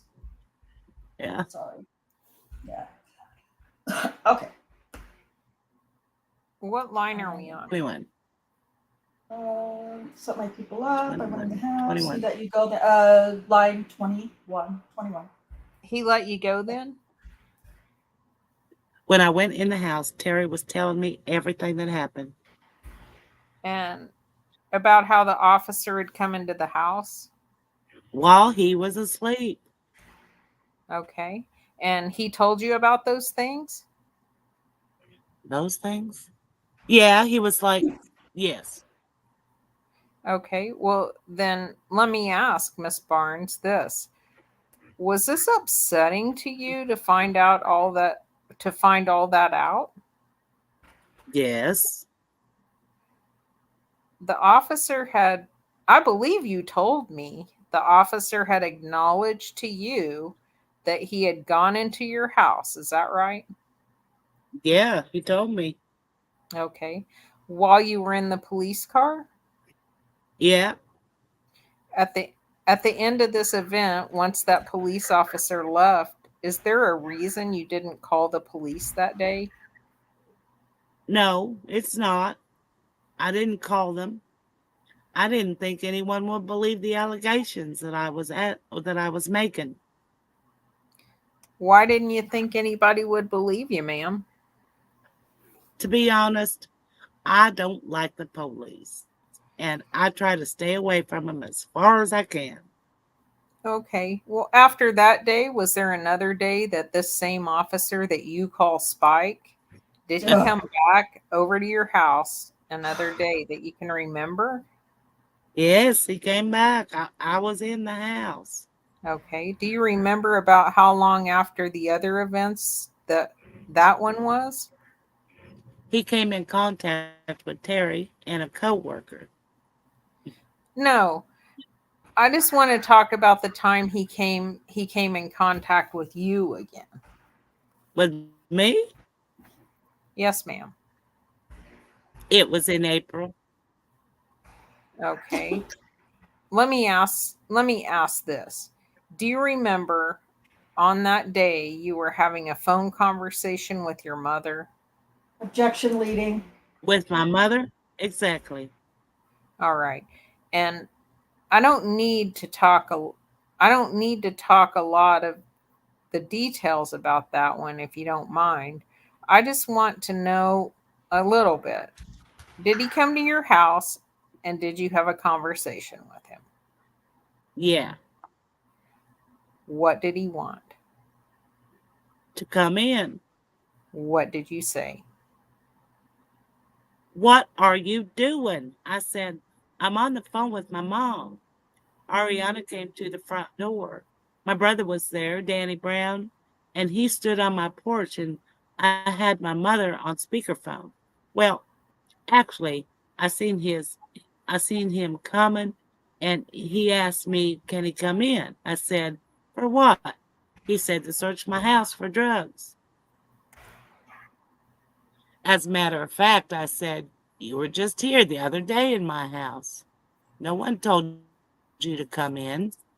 You said you had been all through my house and you didn't find no anything looked like drugs. You had enough time to be in my house to search for everything you needed to search. Why didn't you do it then? You told all that to him? Yeah, I told him that. Did you let him in? No, I didn't. Well, how did he react to that? He got mad. Okay. Well, at some point, did he talk to your mom on the phone I had her on speakerphone. so she could hear? She could hear, and he could hear her. Okay. Did she say anything? Why are you harassing my baby? What did he say in response to that, if you recall anything? I can't say exactly. Oh, did he say something back to her? He said, why did you Well, I know he said, why don't you have her come? Why don't you have her to come here then? Why don't you have her what? Come down here. Meaning, why doesn't your mother just come on down here too? Is that what you mean? Yeah. Like I said, my mother is blind and she can't come here. Well, at some point, ma'am, did you ever let him in the house that day? No. I told him when he got to his search warrant and stopped coming by himself and bring other officers, I'll freely open my door. Oh wait, And when he go get search warrants. Okay, sorry. and there were several other people at home that day with you? Terry Williams, Danny Brown, Ariana Barnes, and Marcus Barnes, and myself. Eventually, did he leave, ma'am? Yes. Did this event upset you that he came back to your house again wanting in? Did it bother you? Yes. Did your mother give you some advice about what you should do? Yes, she did. What was her advice?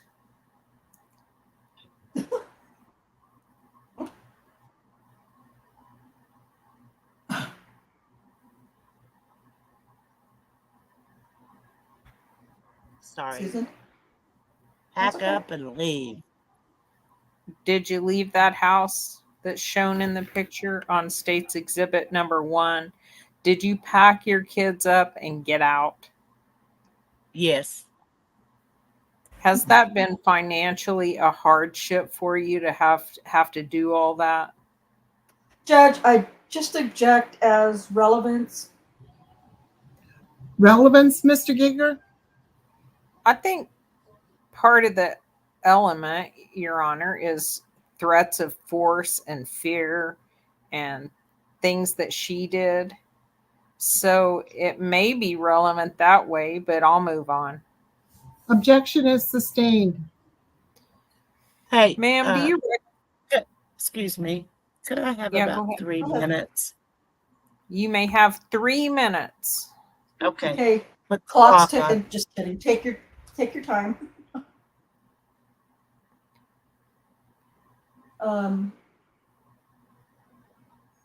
We can. Was that a financial hardship for you to do all of that? Well, The hell. first of all, we know that it didn't happen that way at all. And the way Giger asked that question about, or the way she answered that question was, you were just here the other day. Well, no, according to the police report and your recorded interview and to Brian Bates, it was the night before that he had been there and gone through the house and encountered Terry Williams. So it wasn't the other day, it was the very next day. And it wasn't fucking April, it was March 26th. And she testifies here in her preliminary that it was in April. And I get, sometimes I read these things and I start picking out these little things and I'm like, oh, I'm just being nitpicky. I need to just, not. No, it matters. The words matter in these things. So it's just infuriating. It's just infuriating. So. Well, this whole thing where Giger makes it seem like she packed up and left because she was afraid, when in fact she packed up and left to go take care of her mother, who she just said is blind. Right. She knew she was planning to be taking care of her mother. Yeah. And also it was in May that she left. Not March 27th, the way they're making it sound here. I'm sorry. Wasn't The very next day. Wasn't there yet another story like that she went and stayed somewhere else in town or something? I thought I heard that somewhere. I don't remember her saying she went and stayed somewhere else. That may have been, or that might have been something that Brian Bates speculated. But Brian Bates also said that I think it was Brian Bates that she had. He believes, I think was how he words it, that she boarded up the windows because she apparently the windows were boarded up the next day to make people. Okay, so Brian Bates explains it like she knows that her house is being watched. It's being suspected of being a drug house, and I think this might be what you're talking about, Cherie.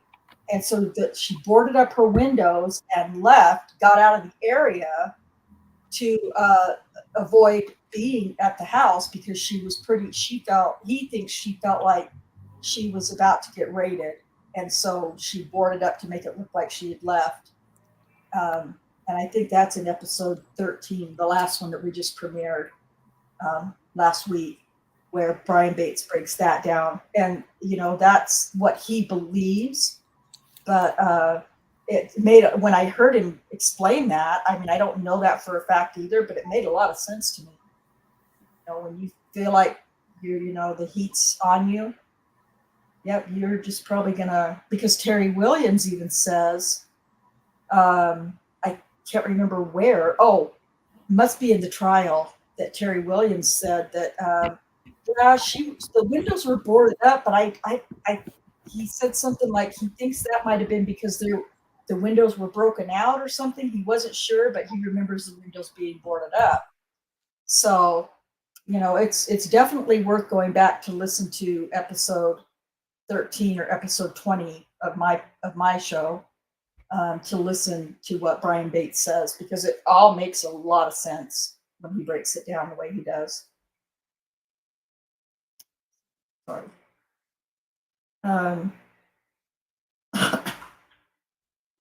I'm back. Can you tell me if There's background noise. Oh, yeah, I don't hear any. Okay. I'm ready when you are. Oh, we're ready. You go right ahead whenever you're ready. I think it's line 15.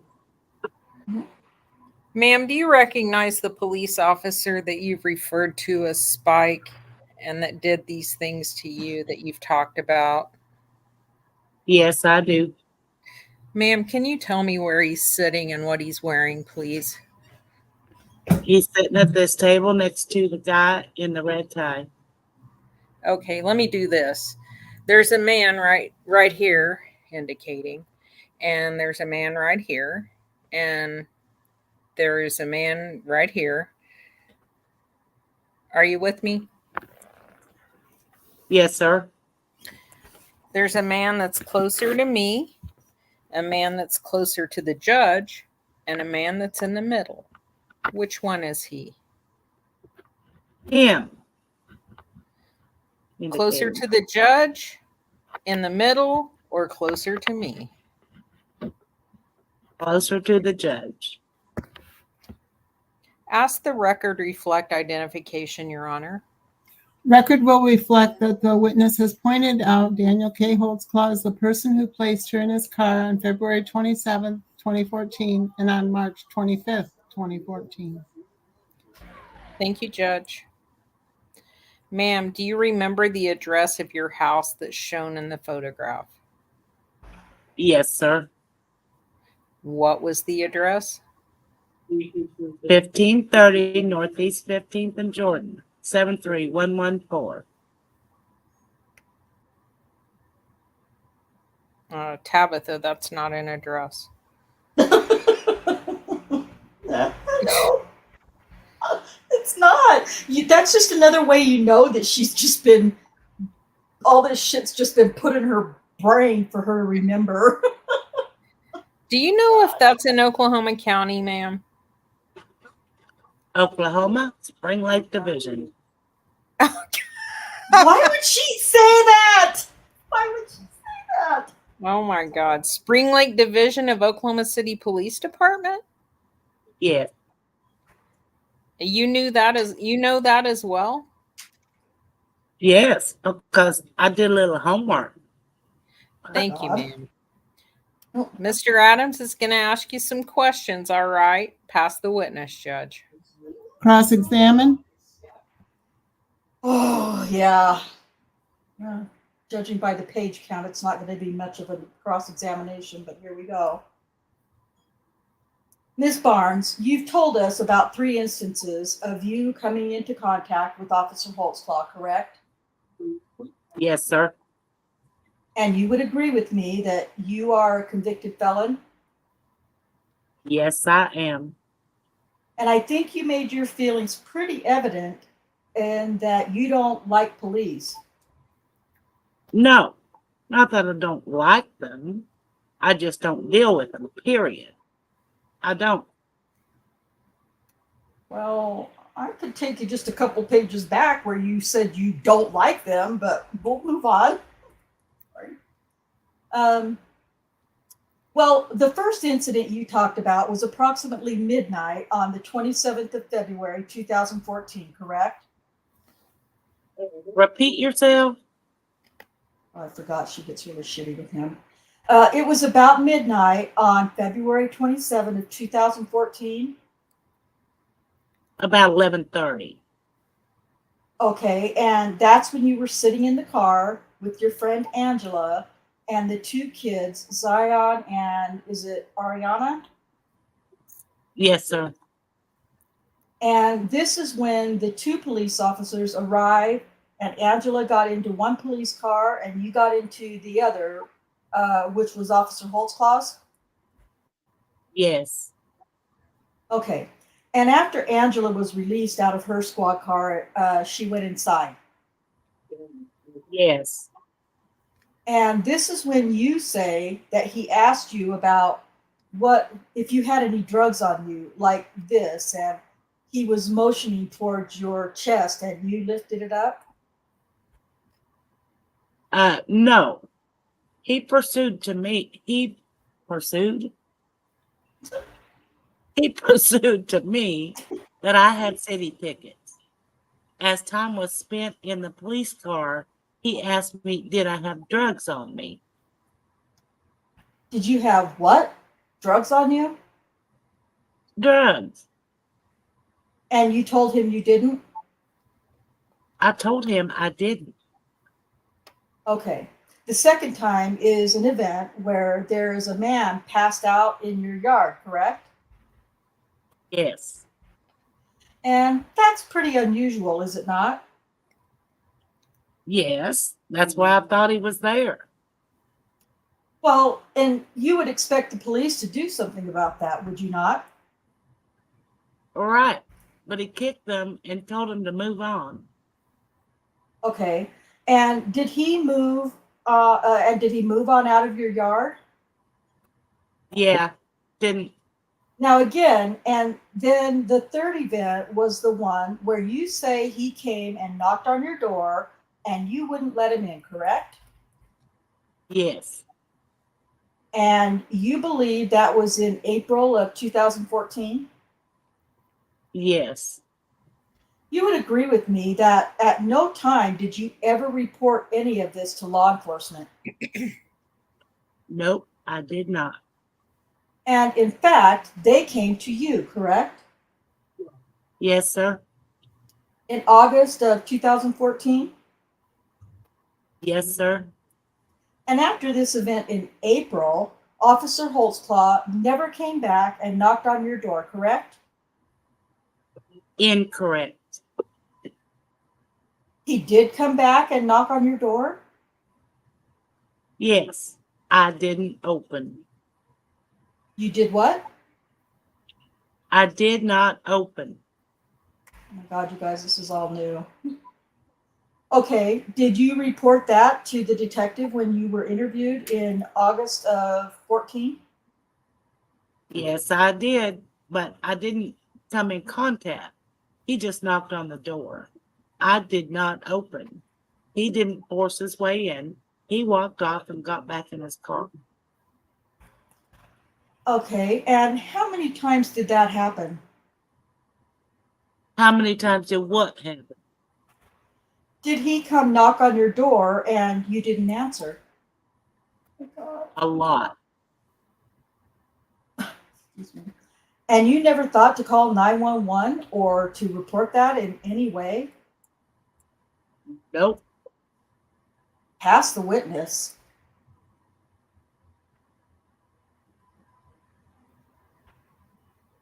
Oh my gosh, Read she's right. embellished. Sorry. Redirect. Your Honor, I don't think I have any questions. I'll bet. Yeah. I want to follow that up. Ms. Barnes, that is all the questions we're going to ask you, ma'am. You can push that microphone aside and where it's out of your way, and you may step down from the witness stand and you are free to leave. Thank you for being here. Wow. That's Oh, there's wild. more. Oh, He's going to address those other issues. It's just another page. gotcha. Judge, if Miss McConnell can step out, we'll see who's in the hall next. If that's all right. And may I, Your Honor, if I can, I think the court's probably aware of this, but in regard to count 6, it's a misdemeanor, and therefore it's really not properly before us. I might supplement the record later about the date based upon some information the detective has that she testified to that event. If it's irrelevant to your consideration, what the hell? I don't understand what he just said. Because he knows that April, and all the other times he knows those are lies. So he's got to check Well, with Rocky. but there was no sexual assault on that, according to her, on that last Right. time. If it's irrelevant to what we're doing in this hearing, yes. Very well, Your Honor. Secondly, in regard to count 3, Judge, I think I indicated after Mr. Williams testified I might ask for an amendment, and I would ask at this point, Your Honor, if you would look at count 3. I'm there. Fourth line from the bottom, it says, with the intent to commit indecent exposure.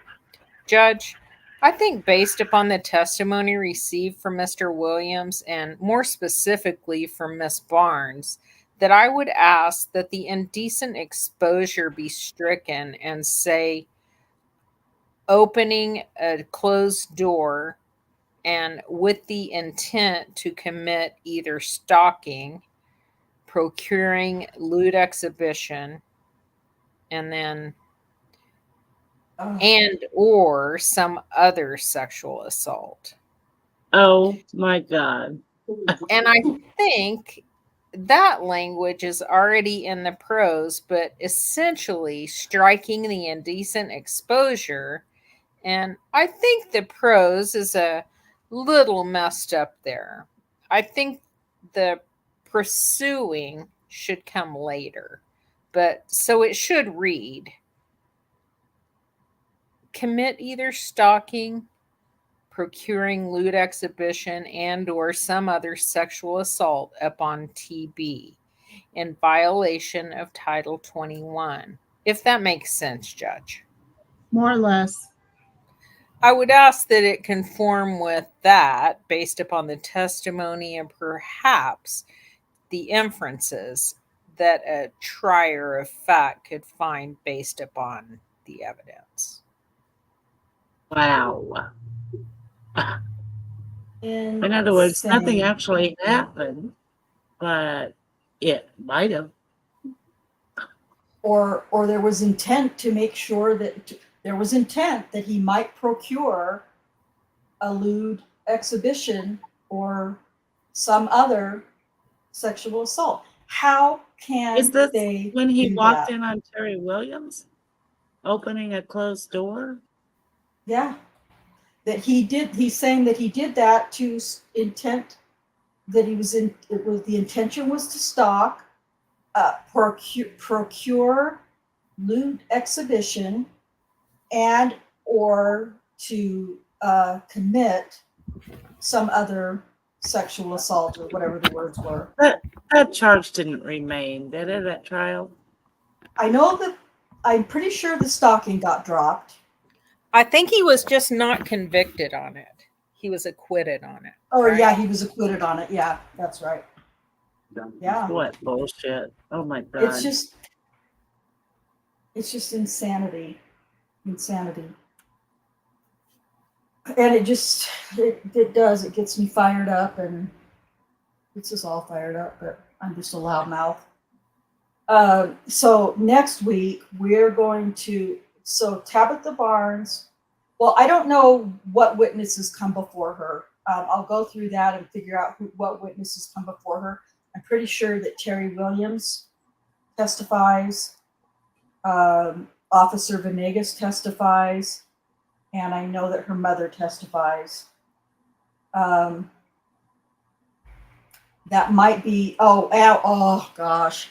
And her daughter, Ariana, which is a giant, it's like seriously a giant shit show. This daughter testifying at the trial is insane. And then I can't remember for 100% certain, but the girl who was actually in the car with on the night of the food stamp thing, the first night, it wasn't. It was Kiara Cooper, no relation to Angela Cooper, by the way, but it was Zion, Kiara, Angela Cooper, and Tabitha Barnes.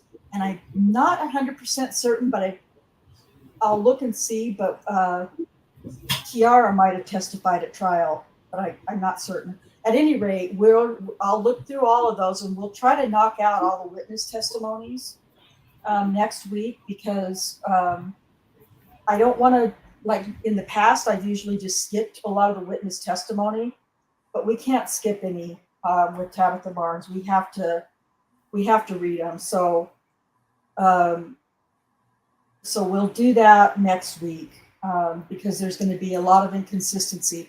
And if we don't do any other trial testimony from any witnesses next week, we're definitely going to cover the testimony of Ariana, because it's, first of all, that she was only 11 years old when this alleged incident took place, but then to put her on the stand at trial, at that point she was only a couple of years older, and I don't know, I felt like it was just kind of cruel, to be honest, when I read through her testimony at trial. He pretty much, when Rocky interviewed her in the car, he pretty much admitted, or had her admit, that she really didn't know anything except what hearsay, allegedly, from her mother.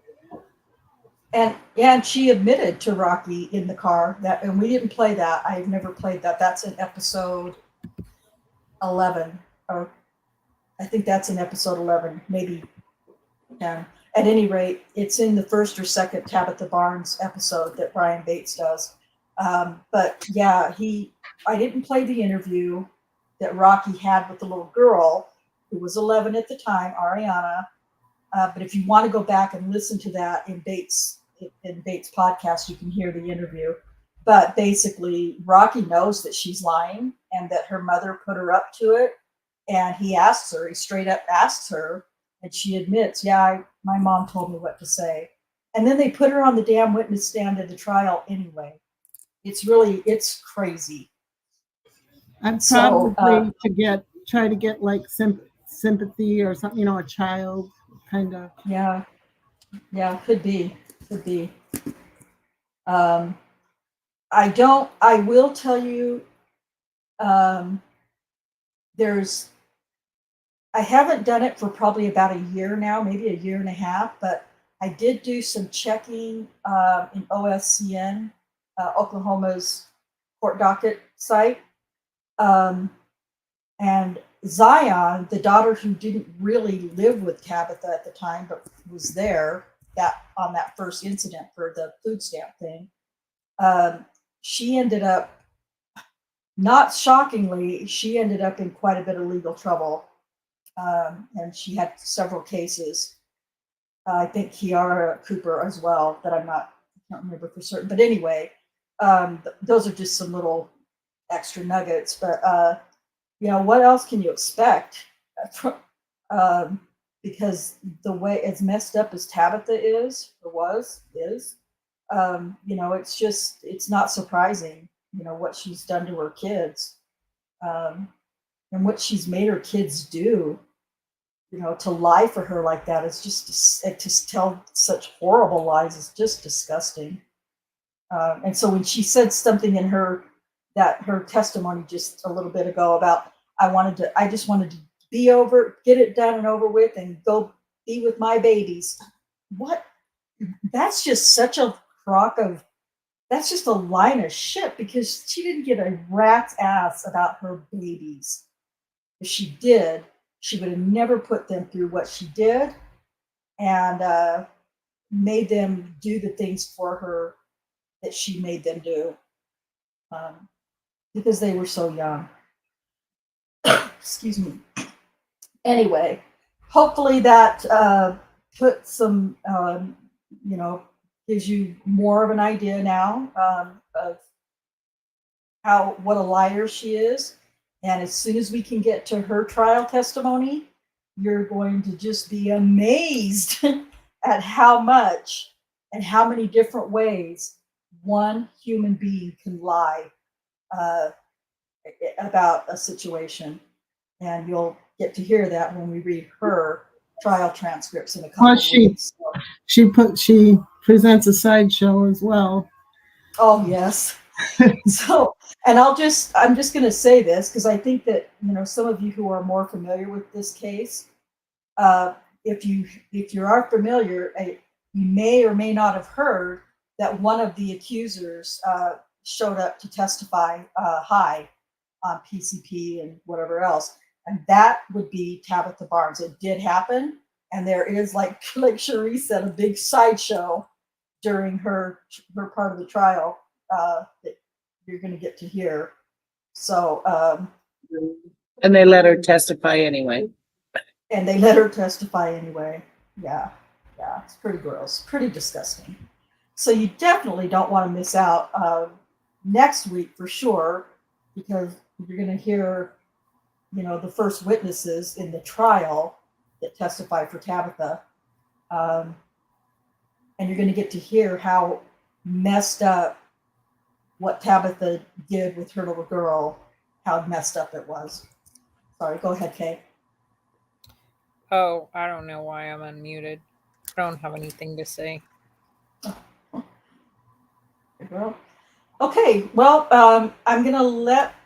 we're going to go ahead and end this one right now. And just, I want to just kind of give the warning that, these next few episodes are going to be long again. And if I can figure out a way to break them up so that it's not so long, just listening to, particularly with Tabitha's testimony, we will, if I need to, we'll break it up if we have to, so that you guys aren't stuck, for 3 hours listening to trial testimony.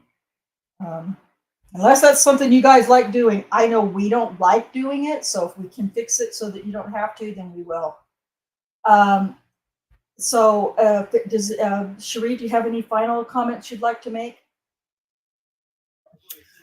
No, it was interesting to listen to it again, and infuriating. Yes, very Because infuriating. it's full of lies. Yeah, it is. I'll second that. All right. Yeah, it's really interesting to watch the changing testimony from the police report to the preliminary hearing. It's going to change again. So Yeah. That's a So common. again, sorry, go ahead, Kay. I didn't mean to cut you off. Oh, no, that's it. It's just a common theme throughout this whole case. So they'll get it all buttoned up by trial. Yeah, some weird way. Some big gigantic theatrical lying fantasy farce of a way, for sure. So I don't know. I just, if you got an hour, I think the premiere that we just did, I think it was about an hour, not quite an hour long, but maybe just listen to it again. Before next week, before next Thursday, and then the next Thursday after that. Maybe if you can, while you're not, while you're driving or whatever you might be doing, just listen to it again, because it's going to definitely pull. Brian Bates definitely pulls all the bullshit basically together for you. I think is helpful before we go into the trial transcript. So, okay, I think if nobody has anything else, we're going to go ahead and be done with tonight. And until next Thursday, 5 p.m. Central, peace out.